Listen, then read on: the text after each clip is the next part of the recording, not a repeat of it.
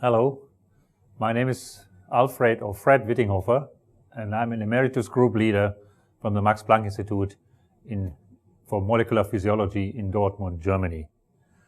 What I would like to tell you today is about a class of proteins that bind GTP, so GTP-binding proteins that work as molecular switches. And I will tell you in my first lecture how they work, and in the second lecture how they lead to a number of different diseases that we have sort of studied. So imagine, for example, you have a quiescent cell that sits there in the G0 phase, doesn't grow, doesn't differentiate, and it needs a signal from the outside in order to start proliferation, by the way. And the way it works is a growth factor hits the cell and induces a series of reactions indicated here by these arrows. And then these series of reactions comes to the cell nucleus where DNA is duplicated and the cell decides to proliferate. And one of the most important elements in this signal transduction chain is Ras, a GTP-binding protein, one of the leading sort of molecules in this class. And if this then regulates cell growth as a molecular switch. And you can imagine if this regulation does not work and cell growth is uncontrolled, then you have cancer. And Ras is one important element of cancer formation, and I will be talking about that in the my second seminar. In another example, for example, you have a quiescent cell where you have the actin cytoskeleton marked here in all the left in the left part of the pictures, where the actin cytoskeleton is sort of very diffuse in blots and small stripes and so on. And then suddenly you hit these cells with a particular class of GTP-binding proteins called Rho, and then you see what happens. In one case, you get stress fibers.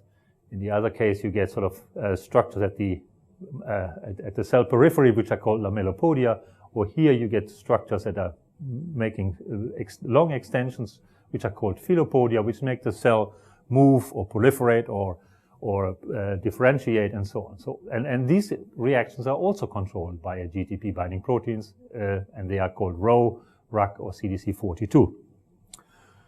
So the question then boils down to the thing: how do you construct a molecular switch that is reversible, that can be regulated at any level, and then does the thing that it's supposed to do?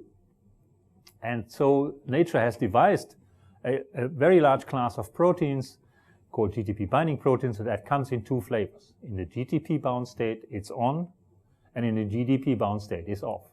So the difference between these two states is a single phosphate. And to show that this is a very important class of proteins, you can find more than 38,000 GTP-binding proteins, or G proteins as I would like to call them, in about 1,300 genomes by December 2010. So that tells you these are really important molecules found in all kingdoms of life, and some of these proteins are the most highly conserved proteins in nature at all. So let me tell you about how this molecular switches work. And I will be talking mostly about Ras-like proteins because these are the ones that we work with, and they are sort of the prototype of learning how these are regulated. So you start out with a signal that comes, for example, like a growth factor or whatever, that hits somehow these G proteins, and I will be talking to you about that later. And that induces sort of a series of steps that lead to the protein becoming loaded with GTP, and then it has its downstream effect. And in Ras-like proteins, it works the following way. These nucleotides are usually bound very tightly, picomolar range, such that GTP never comes off by itself, but needs the action of a nucleotide exchange factor, which is called GEF, guanine nucleotide exchange factor, which allows GTP to be released much faster, and then allows GTP to bind to the protein. And now it is active. And now it can do its effect, but you obviously, since it's a molecular switch, you want it to be switched off again. The way you do that is not the reverse, not the exchange of GTP for GDP, but rather it is the irreversible step, the GTPase hydrolysis. So GTP is hydrolyzed to GDP and PI, and there is another protein that stimulates that reaction because it is intrinsically very slow and becomes stimulated by a protein called GTPase-activating protein, or GAP. And I will be talking about that, obviously, in great detail in my second seminar, because that is where you see a lot of diseases being due to inability to hydrolyze GTP. So the downstream effector is then something that is sort of mediates the biological effect. An effector is a molecule that recognizes specifically only the active GTP-bound form and not the inactive GDP-bound form. So just to make you familiar with the way this thing can sort of work, since the cycle of GDP to GTP is regulated by Kdis, the dissociation for GDP, or is regulated by the GTPase reaction, which is K-cut or K-off, you can see that the signal can do either increase Kdis or it can decrease K-off. And in both cases, you get an increase in the effect, in the biological effect. Because the effect is finally determined, really, by the GEF reaction or the GAP reaction. And you can sort of even quantify this and saying that the amount of biological effect that is coming out of this system is directly proportional to K-on, to the introduction of GTP, or is inversely proportional to K-off, to the GTPase reaction. So if you make Kdis faster, you get more GTP-bound protein, or if you make the GAP reaction slower, you also have an increase in GGTP. So let's now come to how these proteins look like, how you recognize them, and so on. So obviously, are there sequence motifs, are there structures in the biochemistry, are they sort of similar between these proteins? And yes, indeed, what I will show you is that you can identify these proteins very easily from sequence motifs, from structure, and also the biochemistry are rather similar between all the different proteins. And you can sort of present some of the general rules for recognizing and working with these proteins, which I will do in the next 30 minutes. So there are, obviously, when you look at a new protein that you may have sequenced, and then you compare sort of the amino acid sequence, if you find these 5 sequence elements indicated here, called G1, G2, G3, G4, and G5, standing for G-binding motifs, then you immediately know that you're dealing with a GTP-binding protein or G protein. And these elements are, for example, the first one is the so-called P-loop with a motif G 4 times X, which means any amino acid there, then another conserved glycine, another conserved lysine, and SOT. And this is one of the most frequently occurring sequence motif in the database, because not just G-binding proteins, but also ATP-binding proteins are having these motifs. The second one is just a conserved threonine and a conserved DXXG as a switch 1 and switch 2 motifs, and I will show you later on what switch 1 and switch 2 means. And lastly, there are 2 motifs, NKXD, G4, or SAK, where only, for example, the last motif, only the alanine is really totally conserved. Other motifs that are involved in binding the nucleotide and are involved in the specificity of the nucleotide. And I should also remind you that there are a few proteins which are also GTP binding, but they have a different fold and a different sequence, and so on. These are, the most famous example is tubulin, or the bacterial homolog FDSZ, which you have heard about in other of these bio-seminars, for example, from Ron Whale. And there are also a few metabolic enzymes. So it's a strange sort of coincidence that almost all the metabolic enzymes that need energy for to catalyze the chemical reaction, they use ATP and not GTP. And only very few examples indicated here use GTP. So that seems to be as if nature decided that in order to transmit energy, it uses ATP, and for the regulation of processes, it uses GTP, except for these few examples here. So obviously, as a biochemist that or let's say a structural biochemist that I am in my lab is involved in, we would like to understand the system they are working with and the biochemistry and the biology of it by knowing the structure, because this is usually giving you the most deeply sort of understanding of the system, of your favorite system. So let me brief, for those of you that have never worked with, let's say, protein structures, and we're using X-ray crystallography to determine the structure, although there are other methods that I will not be talking about. And there will be actually an IBO seminar series coming up later on. But I'll give you sort of just a brief introduction to give you a feeling for how you get at your particular structure. So you can see that you're not afraid of using the method for in your favorite system. So what you start out with is you have to have pure protein, sometimes a lot, or let's say lots of milligrams of proteins. You crystallize them. Hopefully that works. And once you crystallize them, you put them through an X-ray beam. I'm sorry, this is still a German sort of slide, because Mr. Röntgen is the one who discovered X-rays, and we still like to call them Röntgenstrahlen, which means X-rays. And so you shine these X-rays through a crystal, and then these X-rays are diffracted. You sample the diffraction pattern, and then you use that to calculate your result. Just to make sure that you understand this slide, I put the English version of it down there. X-rays shining a crystal and then being analyzed on a detector.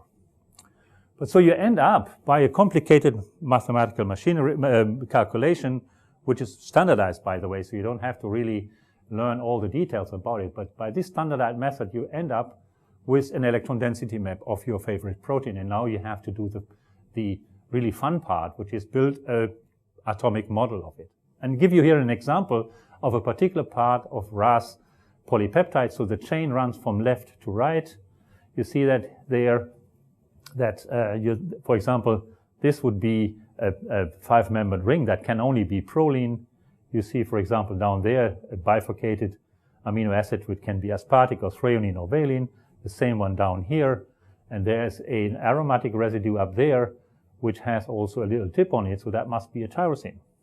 So in other words, you end up, indeed, and you probably did it while you're looking at the screen, you end up with your atomic model with a tyrosine and an aspartic acid, a proline, and a threonine down there. And if you look into the sequence of your particular protein, you know this must be a certain part of the sequence of your protein. So you end up then in the end with a ribbon model of your complete protein. And you can see here that it's composed of alpha helices and beta sheet. And then that's why it is called an alpha-beta protein, which is, by the way, typical for sort of any nucleotide-binding proteins, which is an alpha-beta fold. If you go into the database, you will see that. So if you now look at the sequence motif that I have indicated to you a while ago, G1 to G5, you can now see where can I find them, and they're actually found only in the loops. So for example, if you see the first beta strand, so this is the N-terminus, your first beta strand, you go through G1 into the other helix down here, and then down into the other loops down here, and you see that G1, G2, G3, G4 are all in loops, which is again very typical for a protein structure, that the actual fold is a very stable sort of entity, and then the business part of the protein, where you see changes, where things bind and are released, where things are hydrolyzed or chemically conversions happening, they're happening in loops that combine these structural elements. And if you look at the structure, you see actually that all the conserved elements here are really on just the one part of the structure right here. And the other part down there is probably unimportant in terms of at least interactions with other molecules. Just to give you a flavor of some of the motifs that we are sort of dealing with here, this is, for example, the P-loop, which is a connection between a beta strand down there, goes through a loop, and ends up in the helix. And you see that the first conserved glycine, which is the number in RAS, by the way, then going through to the loop, coming to the other conserved glycine on top there, the conserved lysine here, and then a serine or threonine. So what you actually see is that the phosphate sits right in the middle of this loop, and that's why it is somehow neutralized by the charges in the loop. And this is, I told you already that this is the most frequent sequence motif in the database. Many ATP-binding and GTP-binding proteins just contain this motif. For example, you heard about kinesin, about myosin in these IBO structure series, and they also contain the same type of motif. This is shown here again, and in a little more detail in that you can see that the beta sheet, which sits right in the middle of this P-loop, makes all sorts of main chain interactions and lysine interaction, so that the negative charge of phosphates is neutralized by binding into the P-loop. It's also called a polyanion hole by Georg Scholz many, many years ago when he worked on adenylate kinase. So now we sort of know the structure of RAS. That was sort of the first structure to be solved many years ago by us. So in order to sort of looking at different structure, let me first introduce you to the RAS superfamily of GTP binding proteins, where each of the subfamilies is first of all defined by a sequence. So proteins within the subfamily are more similar to each other than protein outside the subfamilies. And if you align them by sequence, you also align them by function, because each subfamily is involved in some type of different function. For example, the RAS subfamily is involved in general signal transduction reaction. The RAB family is involved in vesicular transport. The Rho protein subfamily I introduced you to already regulates the actin cytoskeleton. And I showed you Rho, RAC, and CDC42. And for example, the RUN subfamily is involved in nuclear transport. It's a nuclear version of RAS. That's why it's called RUN. And Rho, for example, is called Rho for RAS homology. RAB is called RAB for RAS in the brain, and so on. So all the names derive actually from the grandfather of the family, which is RAS. So, and we have been working with a number of these proteins. Now we'll show you a few examples of these and just, for example, compare their structure. And we'll also talk about function in my second seminar. So that indicates that a number of structures have been solved in the meantime by us and many other people. And let's say the first structure, the first correct structure of RAS was in 1989. And we are now having about 400 to 500 deposits in the PDB database. And not just the protein itself, but also complexes with effectors, complexes with GEF, and complexes with gaps. Obviously, these helped us to understand actually the complicated regulation of these proteins much better than only biochemistry would have done. So if you look now, let's say, at a few of these structures, on a first view, you would immediately say, yeah, they look totally identical, which is obviously true. If you, for example, compare RAS and RAP, they are rather similar. And also Rho and CDC42, and also AL and RAP. So the overall fold is the same, but you see small additional elements. For example, in the RAP Rho family, you see this extra helix here and there. And in the AL subfamily, for example, you see an extra N-terminal helix. But other than that, you see the structure is the same. So you would ask yourself, why would these proteins do different things if they have the same structure? And obviously the answer is very simple. It's not the fold that determines what these proteins are doing in the biological system. It's what they're interacting with. And the interaction is determined by the surface of the protein, where you have different amino acids. This can be indicated, for example, by just looking at the charges of the surface, where red means negative charge and blue means positive charge. And now if you compare, for example, the rather similar RAS and RAP protein, you see immediately that the surface is different enough to make sure that the RAS protein interacts only with its downstream effectors, and RAP interacts only with its downstream effectors. And the same is true for the Rho protein, which is different from CDC42, but is also different for RAS and RAP and so on, and also AL and so on. So the message from all of this is that the overall fold is exactly the same for all these proteins, but they have additional elements and they have a different surface that makes this protein do this particular biological reaction that they are involved in. So the next sort of thing that I would like to introduce you to is how the switch works. So obviously in our schemes, I have also always shown that the GDP-bound form is different from the GTP-bound form by sort of a symbol. But now we would obviously look as a structure of biochemistry. We would like to know how does this structure actually change when the protein goes from the inactive to the active conformation. So the basic machinery, the basic sort of element of the switch mechanism that we would like to understand. How does the protein change structure when it goes from the GDP bound to the GTP bound state? Is the following. The basic, most of the structure, which is the gray part down here, does not change at all when the protein goes from one state to the other. But there are two elements in the structure called switch 1 down there and switch 2 down here, which is part of the conserved elements G2 and G3.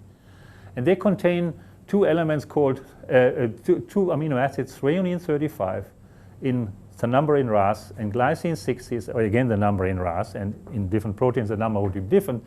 They are bound to the gamma phosphate by these two main chain hydrogen bonds, which are indicated here as springs that are loaded by binding to the gamma phosphate. So these switch 1 and switch 2 are really the important elements of the structural change. And they're obviously called switch 1 and switch 2 because they change the structure when they go from GDP bound to GTP bound. These are the important elements for the biological function, because that's where they change structure when going from one form to the other. And I will show you a number of examples of how this looks in detail. For example, in the case of RAS, you see that if you overlay structure of GDP and GTP bound conformation, they are almost totally identical in most of the secondary structure elements shown as a beta sheets and helices here. And the only changes really are happening in the switch regions, which are down here in this colored area here, where, for example, you have a tyrosine 32 that sits inside and goes outside, and you have a threonine down here which goes from the outside to the inside. So you see these two different changes in switch 1 down up there, which is the purple color, and the cyan color down here, which is switch 2. You see again structural changes, some melting of the helix down there. So there is a localized change, and this would be the part where obviously proteins that are acting downstream of RAS would be recognizing this part of the structure, which is shown here again in a movie. You see the gray part of the structure doesn't change much. What is happening is down there that you see these colored sort of loops that are changing, and this is the element where proteins that would recognize this RAS in the GTP-bound conformation would come and recognize this conformation. We can show the same thing by sort of coloring the surface of the protein, and you see here in color again the two switches when they go from GDP to GTP-bound conformation. And this is actually a simulation of the reaction between the two states. But what you see again is that the surface of the protein where the action happens changes when it goes from one state to the other. And so that's where the business end of the protein is. This is where almost all the factors that recognize RAS would sort of attack the protein. Just to give you a more sort of dramatic example, so the conformation change is canonical. I showed you that in one of the previous pictures. But there are some wonderful sort of dramatic changes that we can observe by looking at different RAS-like proteins. For example, the protein RUN that I introduced you to briefly before, the protein that regulates nuclear transport.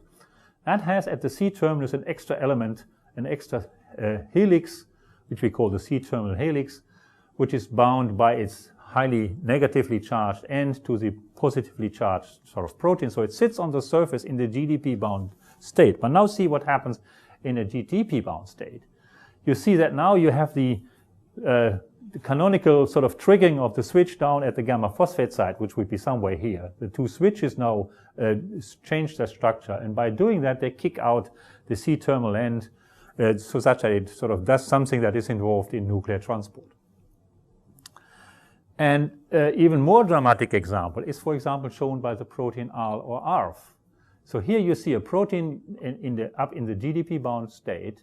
You see there's alpha and beta phosphate are bound, but the gamma phosphate binding site is very far away from where it should be if it's in the canonical structure. So what happens now, if you have a triphosphate bound to the protein down there, it moves this, what is called the interswitch region, which are actually two beta strands. It moves it by two amino acids towards the N-terminus and kicks out the N-terminus, and thereby induces a large conformational change, which is shown in a movie again down here. So you see these two beta strands that move by a very large distance and kick out the N-terminal end, which the N-terminal end is actually interacting now with the plasma membrane and does something that has to do with vesicular transport. So the sort of the message from all of these things is that there is a canonical sort of change when the protein goes from GDP bound to GTP bound. The trigger is the same, but the effects can sometimes be very dramatic, and I'll show you at the end another dramatic example for that. And incidentally, you have heard a lot in different sort of seminars of this series that motor proteins like myosin or kinesin also do a conformational change between the ATP and ADP bound state. And it turns out that sort of the mechanism for that structural change is almost totally identical to that of G proteins. So you see here, for example, in red, on the left side for the motor proteins, the conserved sequence element, and on the right, you see the sequence element that I have introduced you to before, which are from GTP-binding proteins. And they're actually very, very similar. And the conformational change is very similar, except that in the case of motor proteins, it is transmitted to do work. So, for example, in myosin, the conformational change of the switch 2 makes a lever arm movement that makes protein walk along the actin filament. And in the case of kinesin, it walks along the tubulin filament. And so in RAS, this conformational change is obviously converted not into sort of work, but is used to make an irreversible change from GTP bound to GDP bound state by the GTPase reaction. So let me, at the end or towards the end, show you some of the biochemical properties of the protein, in particular of small g proteins, which we usually work with. So all of them have a high affinity to nucleotide. High affinity means in the picomolar to nanomolar range, which means that the nucleotide, and this is the second point here, that means that the dissociation of nucleotide is very slow. It takes the half-life of dissociation at 37 degrees for GDP would be in the order of 20 minutes to 30 minutes, which would be way too long for a signal transduction process where this protein is activated within minutes. And that's why, obviously, you have these nucleotide-exchange factors that I showed you before. The third thing that I would like to introduce you to is that the affinity is magnesium dependent. So in the absence of magnesium, for example, the affinity of nucleotide is 1,000-fold less, which is a very interesting sort of technical thing for us. I will show you that in a minute also, why we can work with these proteins. We can reduce the affinity by just removing magnesium. The fourth thing that's here on the slide is that there is a very high specificity for guanine nucleotide. For example, I told you the affinity is in the order picomolar to nanomolar, but the affinity to ATP or any adenine nucleotide is in the order of millimolar. So a huge difference in affinity towards guanine nucleotide versus adenine nucleotide. And again, show you that in a minute how that comes about. Also showed you already that the GTPase is very often very slow. Again, in the half-life at 37 degrees is 20 to 30 minutes. And again, in a biological process, you want this reaction to be much faster. So actually, almost all G proteins are very slow enzymes, very slow phosphor transfer enzymes.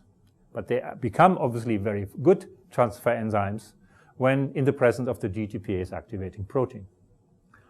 And finally, again, which is a very universal sort of observation, that the GTPase reaction, just like the ATPase reactions, are always magnesium dependent. And I show you again how that looks like. So you need a bivalent ion first to make high affinity and for the GTPase reaction.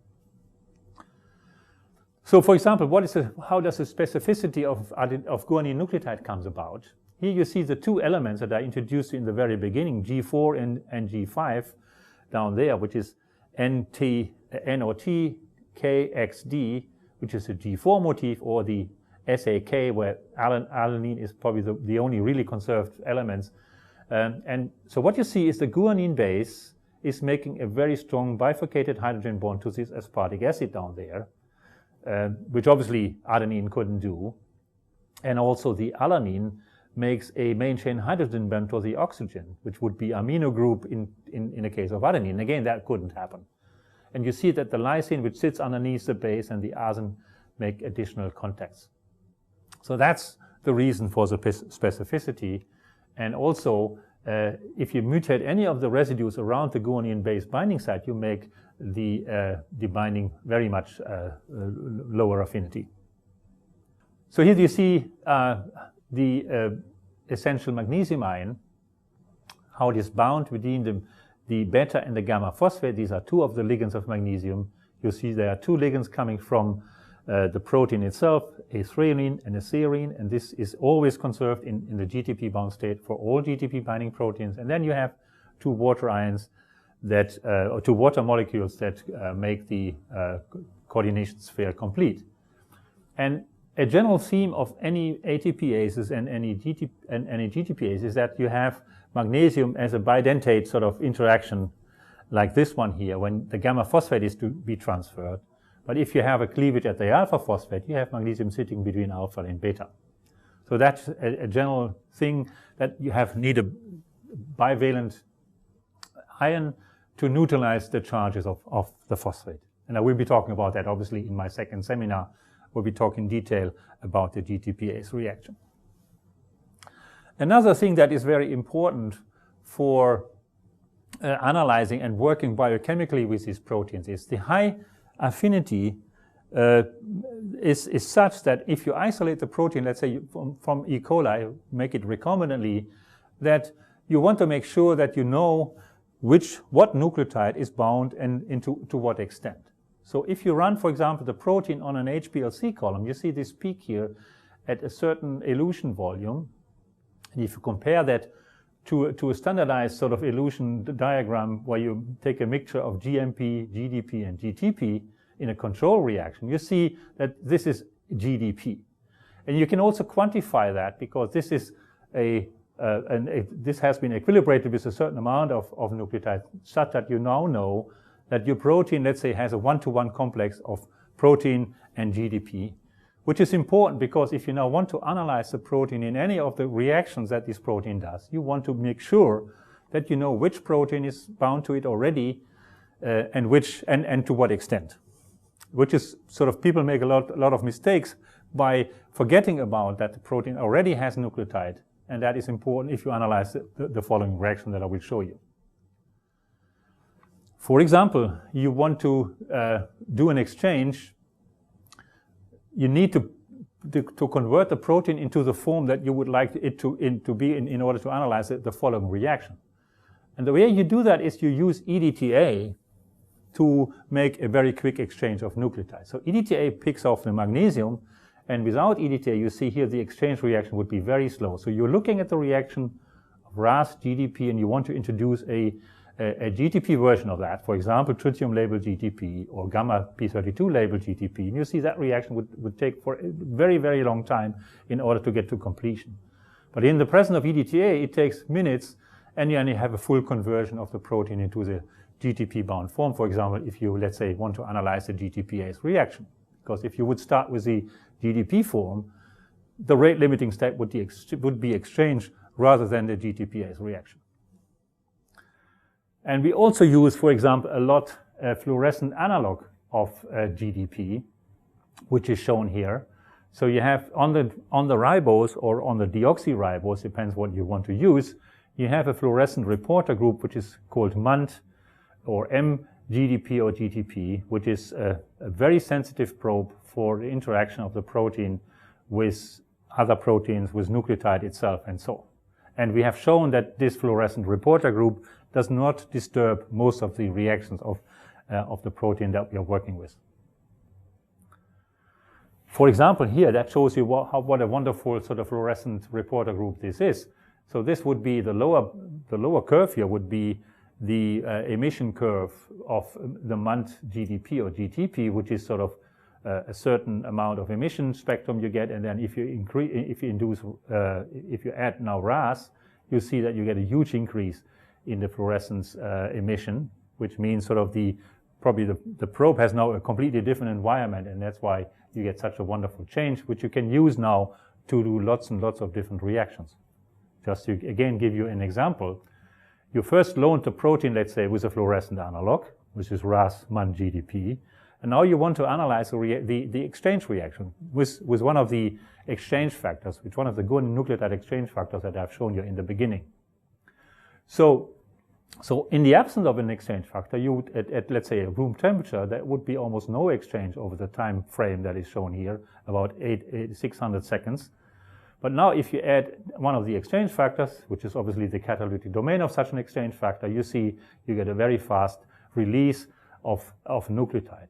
And the way we do this, you take a large excess of unlabeled GDP to replace the fluorescent derivative, and that's thereby you get a decrease in fluorescence, because when the mGDP becomes free, the fluorescence is about 1/2 of what it was before. And you use a very high excess of GDP in order to make the back reaction spectroscopically silent. So in other words, you can now analyze this by a first order reaction analysis and say what is kcat of the exchange reaction of RAS plus SOS. So in the very end, let me briefly show you some multi-domain G proteins, because so far I talked mostly about RAS-like proteins, which consist mostly about just the G domain. But obviously there are a large number of G proteins that consist of many more domains and are much, much larger. So the proteins that we talked about, the RAS-like proteins, are in the order of 20 kilodalton. But the proteins that are sort of indicated here are much, much larger. For example, the translation factors. So these are the factors that regulate ribosomal biosynthesis, which are called EFTU or EF1, EFG, and so on. So all of these use GTP conversion for driving some part of the ribosomal synthesis. And these are between 40 and 80 kilodalton large. And these are the most highly conserved G proteins in the database. So they are highly conserved even between bacteria and man. Then there are the heterotrimeric G proteins. These are the proteins that are coupled to G protein coupled receptors, which sits in the membrane and transmit a signal to these G proteins, which are trimeric proteins consisting of G alpha, G beta, G gamma, but where the G alpha protein is the actual G protein, which is about 40 kilodalton. I talked about the RAS superfamily. This is a very large family of proteins, all of 20 to 25 kilodalton. Then you have the dynamine superfamily, proteins of about 80 kilodalton, more or less. Very important for certain aspects of vesicle formation. Then you have a very small family, which is the signal recognition particle, which takes the ribosomal nascent complex and brings it to the membrane, and its receptor. This is a very small family, but it's also a very well-known and very highly conserved family between bacteria and man. Then you have, for example, septins, which are proteins that form filaments by taking the G domain and make polymers out of it. There is a large family of that in people, at least. And there are many small subfamilies that I will not mention in detail. But altogether, you have about a couple of hundred proteins in a, let's say, in a mammalian cell. So if you overlay the structure of all of these, you see this is a huge amount of colored spaghetti that I show here, where each sort of color indicates a different protein. And you can analyze them and superimpose them very well by overlaying them on the G domain. So the G domain is totally conserved between these very, very different proteins. And for example, you see here down there, the green stuff here, that would be elongation factor to U. This protein here called GBP1 would be a dynamine-like protein. You have up there, you have the SRP, the signal recognition particle, and so on. And just give you sort of just one example, namely that of EFTU.